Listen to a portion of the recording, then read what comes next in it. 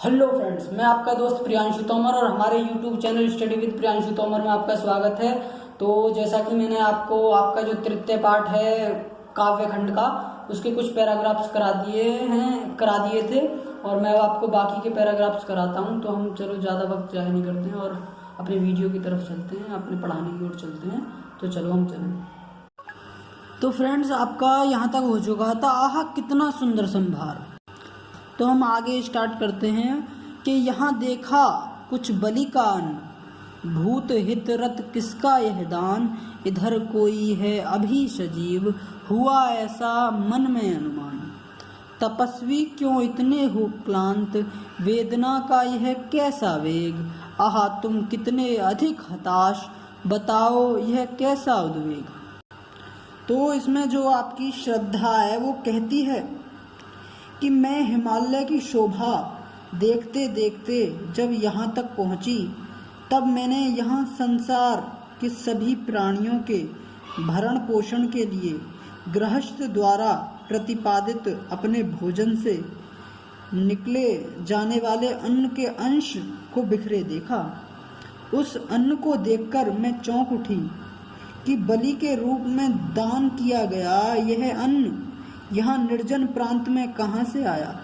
तब मैंने अनुमान लगाया कि यहाँ आसपास में कोई जीवित व्यक्ति अवश्य रहता है, उसी ने यह बलि का अन्न यहाँ बिखेरा होगा और मैं उस व्यक्ति को ढूंढते ढूंढते आप तक आ पहुँची हूँ। मगर हे तपस्वी, तुम्हें देखकर मेरी समझ में नहीं आता कि तुम इतने थके हुए, उदास और मुरझाए हुए क्यों हो। तुम्हारे मन में यह वेदना क्यों इतनी तीव्रता से उमड़ रही है।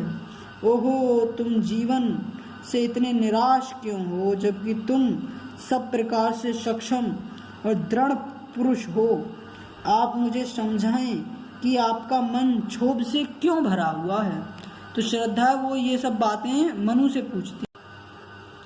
तो आगे है आपका दुखी पिछली रजनी बीत, विकसता सुख का नवल प्रभात, एक पर्दा यह झीना नील, छिपाए हैं जिसमें सुख गात, जिसे तुम समझे हो अभिशाप, जगत की ज्वालाओं की मूल, ईश का वह रहस्य में वरदान, कभी मत इसको जाओ भूल।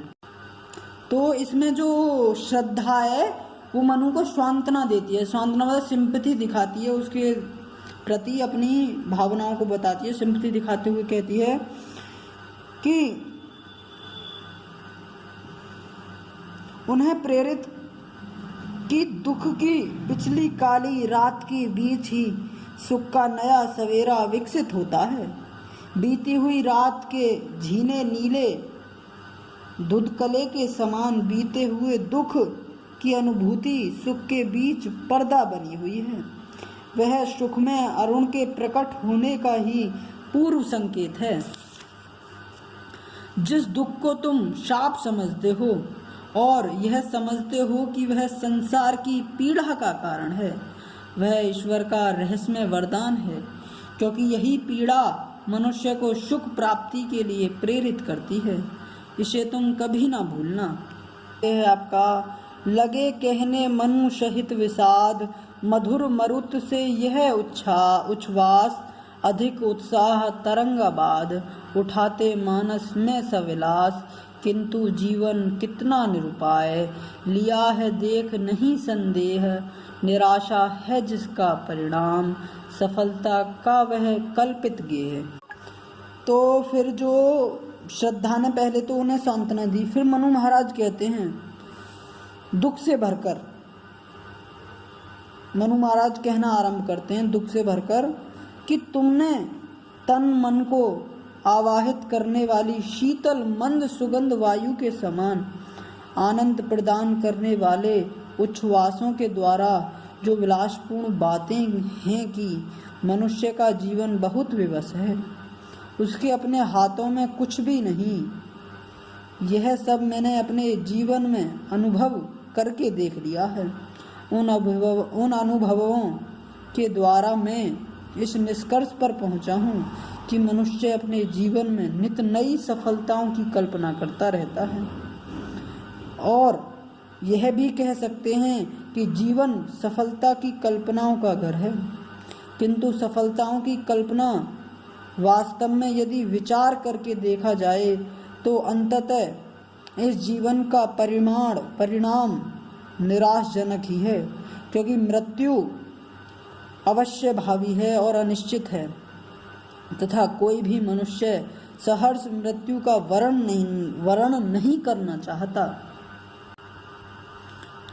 कहा आगंतुक ने स्नेह, अरे तुम इतने हुए अधीर, हार बैठे जीवन का दाव, जीतते मरकर जिसको वीर।